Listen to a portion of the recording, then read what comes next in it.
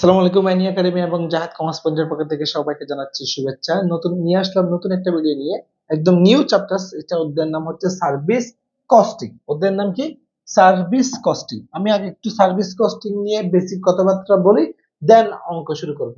Service costing, service costing a service costing এই চ্যাপ্টারের ক্ষেত্রে আপনার সার্ভিস অর্থ কি? সেবা। কস্টিং অর্থ কি? ব্যয়। অর্থাৎ সেবা প্রদান করতে গিয়ে, কাউকে কোনো সেবা দিতে গিয়ে যে খরচটা হয় ওটা হচ্ছে সার্ভিস কস্টিং। যেমন ধরো আমার প্রতিষ্ঠান এই কোচিং সেন্টার, আমরা মানুষকে কি দিচ্ছি? সেবা দিচ্ছি। সেবা দিচ্ছি কিসের বিনিময়ে? টাকার বিনিময়ে।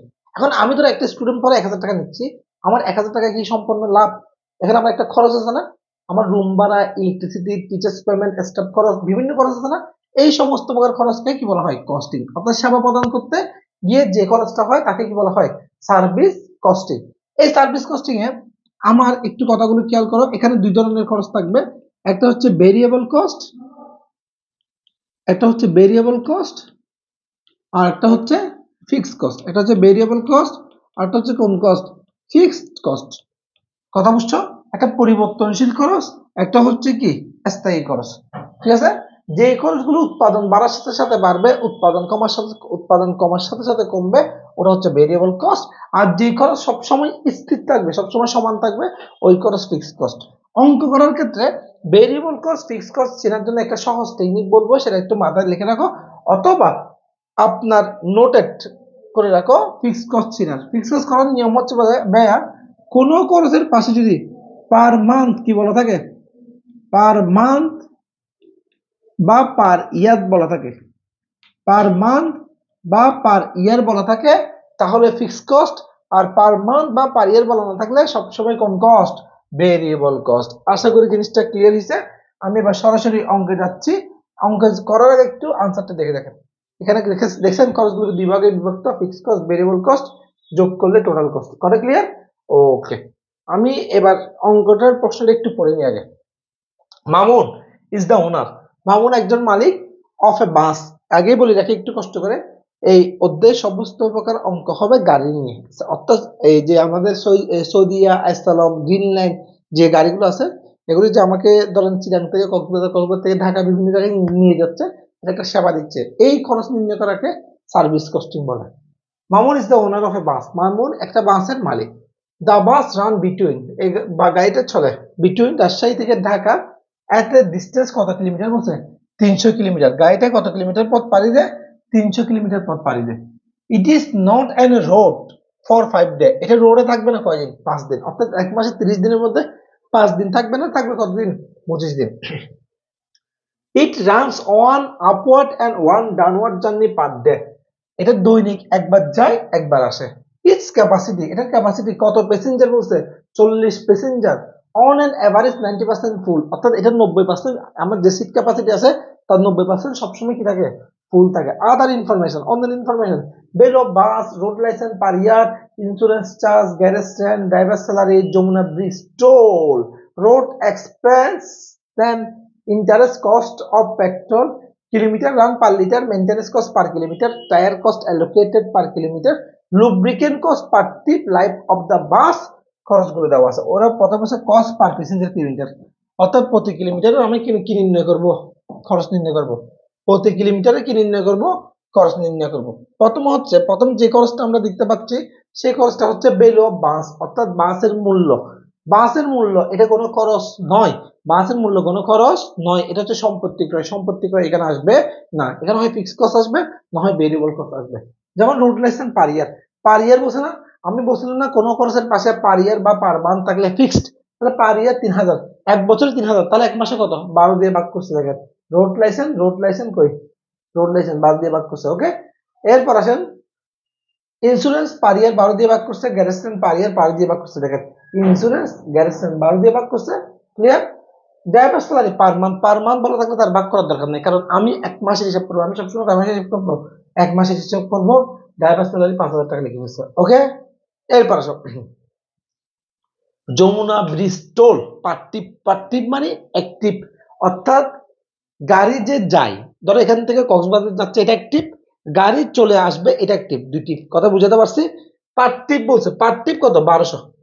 পার টিপ কত 1200। এখন কত হচ্ছে দিনে কয় টিপ, এখানে বলছে দেখো it run one upward journey one downward journey, সে একবার যায় একবার আসে, সে একবার যাচ্ছে একবার আসতেছে, তাহলে কয় টিপ 2 টিপ। মাসে কতদিন, এখানে একটা কথা বলছে it is not an road, এটা মাসে কতদিন 5 দিন থাকে না, তাহলে থাকে কতদিন 25 দিন। কথা ক্লিয়ার? 1200 গুণ 2 গুণ 25। আশা করি বুঝছেন জিনিসটা। না বুঝলে আমাকে হোয়াটসঅ্যাপে অবশ্যই জানাবেন, না বুঝলে অবশ্যই কথা জানাবেন, হোয়াটসঅ্যাপে জানাবেন।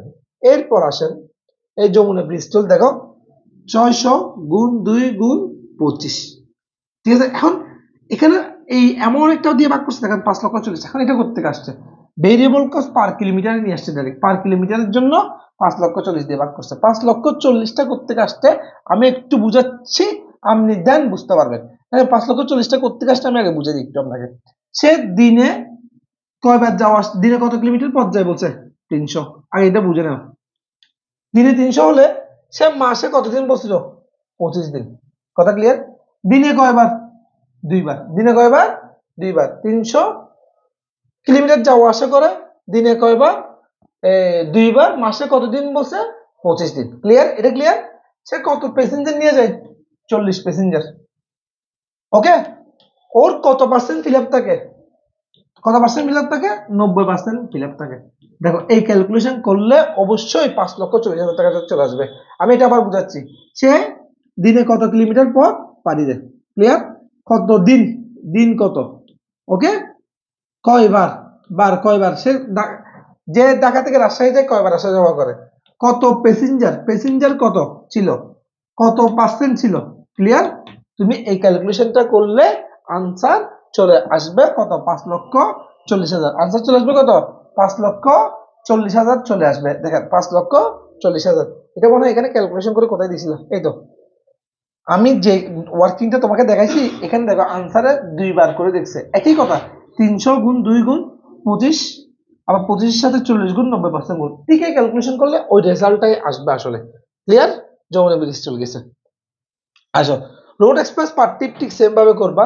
Interest and other charge per year বসে তাহলে কত দিয়ে ভাগ করব, 12 দিয়ে ভাগ করব। Cost of petrol per litre বলছে 1 লিটারে কত 50 kilometre run per litre. 1 litre দিয়ে কত কিলোমিটার, 5 কিলোমিটার না, তাহলে 50 কে 5 দিয়ে ভাগ, 50 কে কত দিয়ে ভাগ 5 দিয়ে ভাগ, কই 50 কে 5 দিয়ে ভাগ, এটা কি ছিল cost of petrol, cost of petrol, cost of petrol, এই 50 কে 5 দিয়ে ভাগ, 50 কে কত দিয়ে ভাগ 5 দিয়ে গান, তাহলে এক বছরে কত হাজার 15,000, সেজন্য কত দিয়ে গুণ 15,000 দিয়ে গুণ। ওই 5,40,000টা আমরা ওয়ার্কিং থেকে কাউন্ট করে নিয়ে আসছি। কস্ট অফ পেট্রোল গেল, কিলোমিটার রান পার লিটার গেল, মেইনটেনেন্স কস্ট পার কিলোমিটার, এটা পার কিলোমিটার দেওয়া আছে 3.50, মেইনটেনেন্স কস্ট পার কিলোমিটার দেওয়া আছে ঠিক 15,000 দিয়ে গুণ 5,40,000 দিয়ে ভাগ। মেইনটেনেন্স কস্ট গেছে টায়ার কস্ট ঠিক আছে পার কিলোমিটার, তাহলে 15,000 দিয়ে গুণ 5,40,000 দিয়ে, 15,000 দিয়ে গুণ 5,40,000 দিয়ে ভাগ। লুব্রিকেন্ট কস্ট পার টিপ বললে একটু আগে করছিলাম, পার টিপ বলে 60 গুণ 2 গুণ 25, 60 গুণ 2 গুণ 25, 5,40,000। এরপর আসো লাইফ, কোন অঙ্কের ক্ষেত্রে যদি লাইফ বলা থাকে, কোন ক্ষেত্রে যদি লাইফ বলা থাকে, লাইফ মানে ডেপ্রিসিয়েশন, লাইফ মানে কি ডেপ্রিসিয়েশন, মনে রাখবা। ডেপ্রিসিয়েশন বের করার সূত্র আমরা কি জানি, cost minus salvage value divided by life. তাহলে কস্ট 15 লাখ, এখানে এই অঙ্কে সেলভেজ ভ্যালু ছিল না বিদায় 0, সেলভেজ ভ্যালু ছিল না বিদায় 0, লাইফ কয় বছর 5 বছর, ভাগ করলে 1 বছরের টাকা আসবে। আবার আমার দরকার 1 মাসের জন্য কত দিয়ে করছে 12 দিয়ে, আমার দরকার 1 মাসের জন্য কত দিয়ে করছে 12 দিয়ে, দেন যোগ করছি টোটাল কস্টকে 5,40,000 দিয়ে টোটাল কিলোমিটার দিয়ে ভাগ করলে 1 কিলোমিটার টাকা চলে আসছে। কয় কিলোমিটার টাকা চলে আসছে 1 কিলোমিটার টাকা চলে আসছে। 1 কিলোমিটার গুলো সবগুলো যোগ করলেই টোটাল কস্ট। আমার রিকোয়ারমেন্ট 1 এ যেটা ছিল cost per passenger kilometre. Requirement 2 Rajshahi থেকে ঢাকার ফেয়ার ভ্যালু, এখানে ফেয়ার প্রাইস মানে বোঝানো হয় sale price, fare plus price মানে কোন প্রাইস, সেল প্রাইস। প্রফিট কত পার্সেন্ট বলছে 20%, কিসের উপর কস্টের উপর। তাহলে আমার কস্ট ছিল যে এটা কস্ট কোনটা ছিল, যেটা আমরা রিকোয়ারমেন্ট 1 এ এখানে করছিলাম, রিকোয়ারমেন্ট 1 এ করছিলাম, রিকোয়ারমেন্ট 1 এ কি করছিলাম কস্ট করছিলাম, রিকোয়ারমেন্ট 1 এ কস্টটা চলে আসছিল আমাদের কস্ট ছিল কত,